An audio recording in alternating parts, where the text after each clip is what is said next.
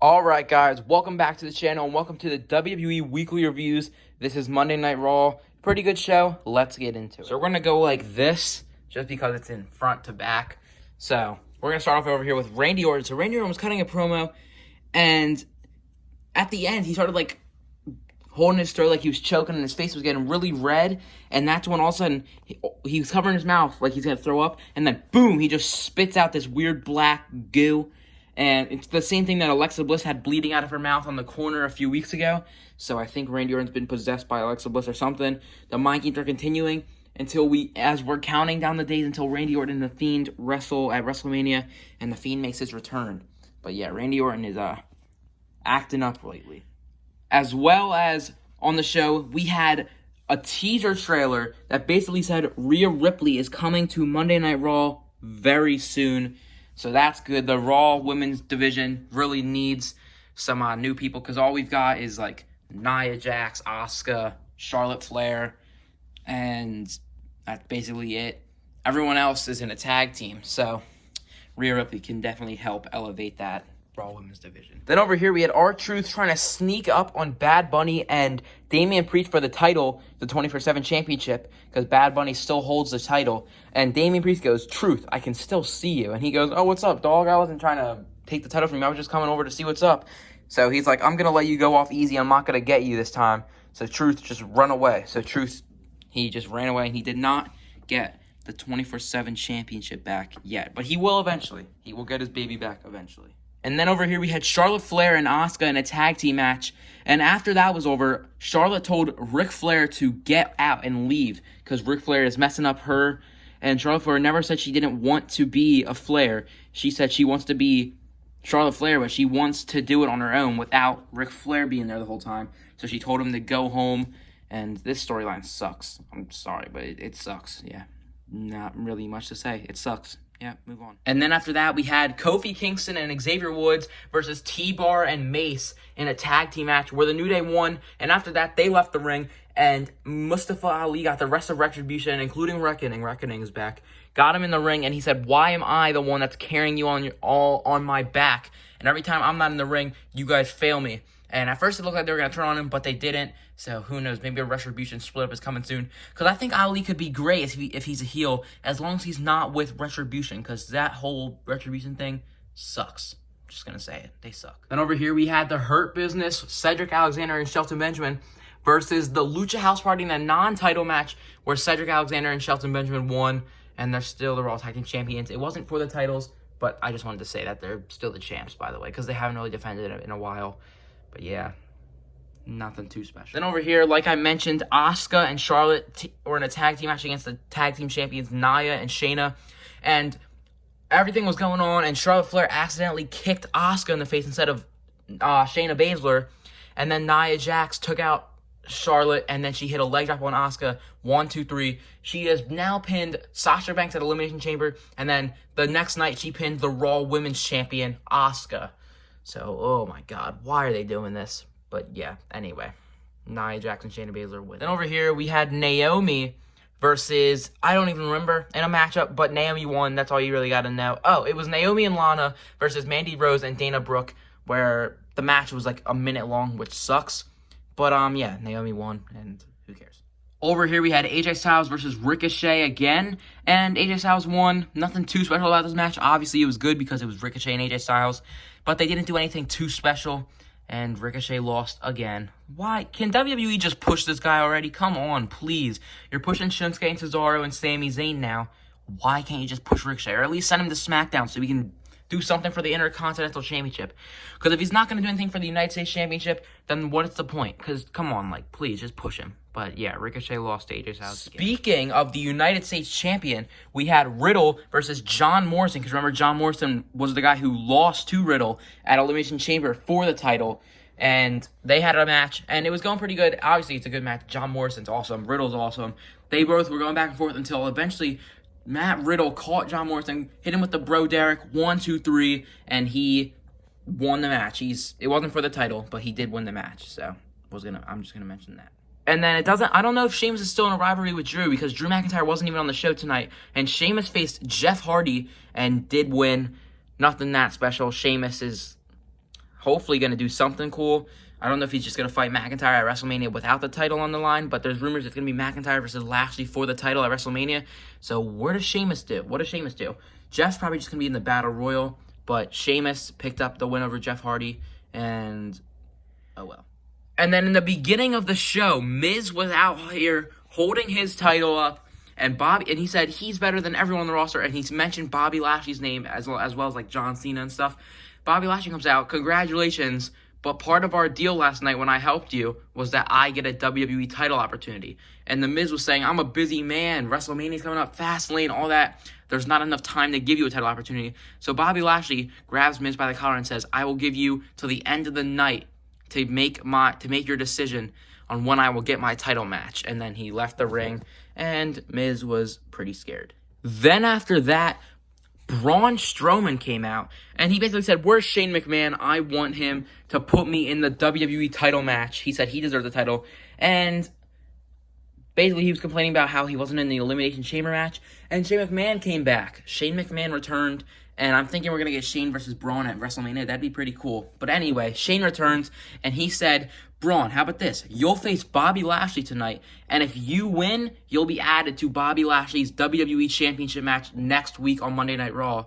So Strowman goes, all right. So they fight, and in the main event, Bobby Lashley picks up Braun Strowman, slams him, and then spears him. The first time Bobby Lashley's won with a spear in a while. But Bobby Lashley pins Strowman. 1, 2, 3. It's just Lashley and Miz. And then after that, the Miz comes in and tries to sneak attack Lashley. Lashley puts him in the Hurt Lock and slams him and ends Monday Night Raw holding up the WWE title.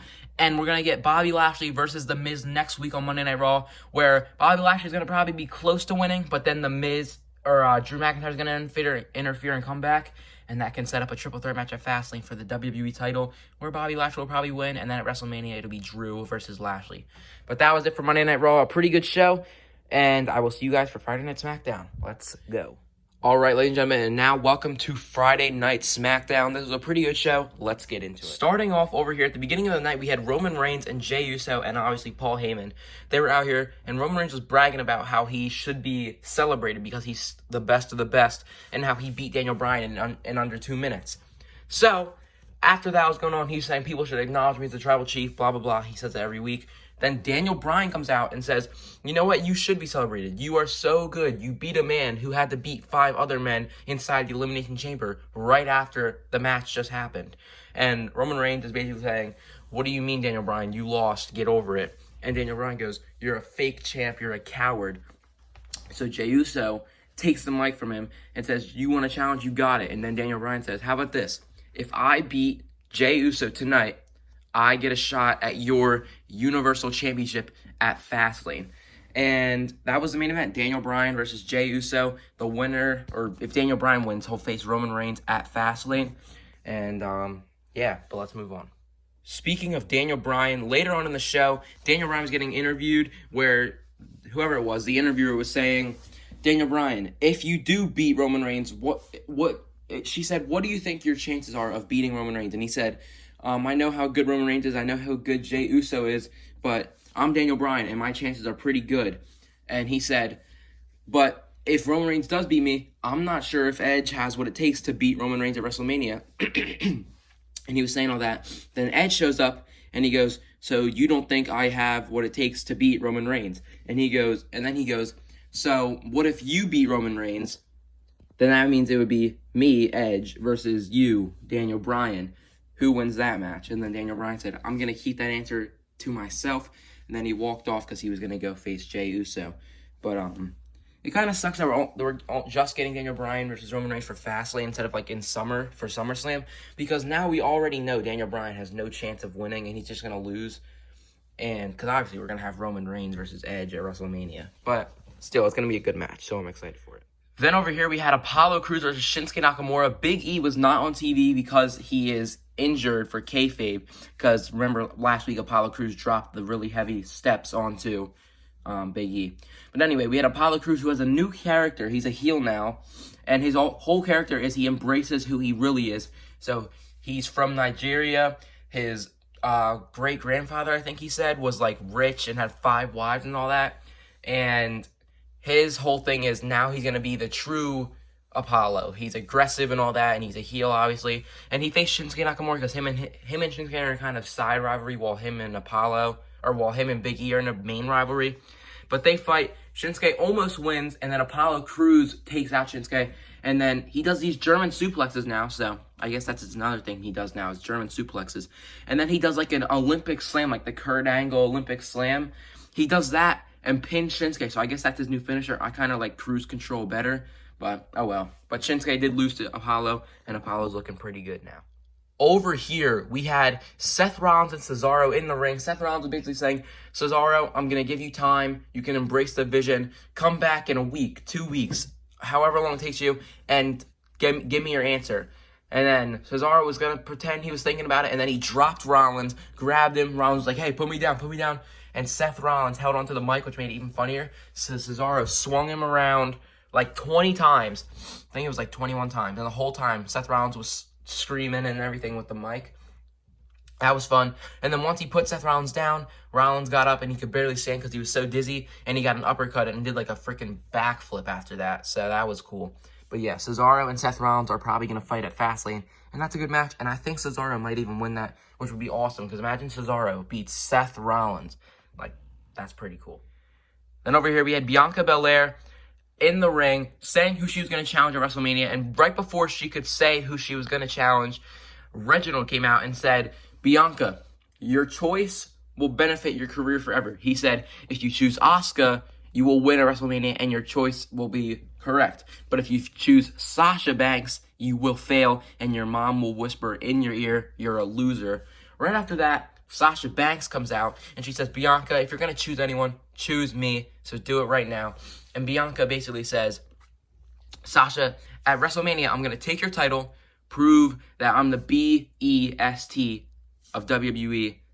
And then she said, it's on. So that means we're getting Sasha Banks versus Bianca Belair for the SmackDown Women's Championship at WrestleMania. So now both matches are confirmed from the Royal Rumble winners. We've got Edge versus either Daniel Bryan or Roman Reigns at WrestleMania, and Sasha Banks versus Bianca Belair for the SmackDown Women's Championship at WrestleMania. Both of those are really good matches, and I'm pretty excited for WrestleMania. Then over here we had Otis and Chad Gable, the new heel team, versus Rey Mysterio and Dominic Mysterio in a rematch. And towards the end, this match wasn't even really that good, but Otis splashes, he slams Mysterio, then gets on the top rope, boom, hits the splash, 1, 2, 3, and Otis and Chad Gable win as a new heel team. Oh well.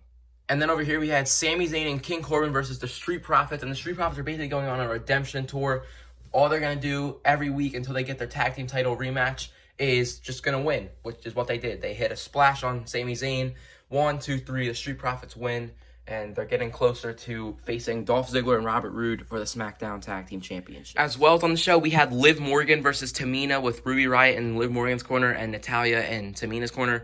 And Liv Morgan jobbed out to Tamina. That was horrible, by the way. But I just wanted to throw that in so you can know everything from the show.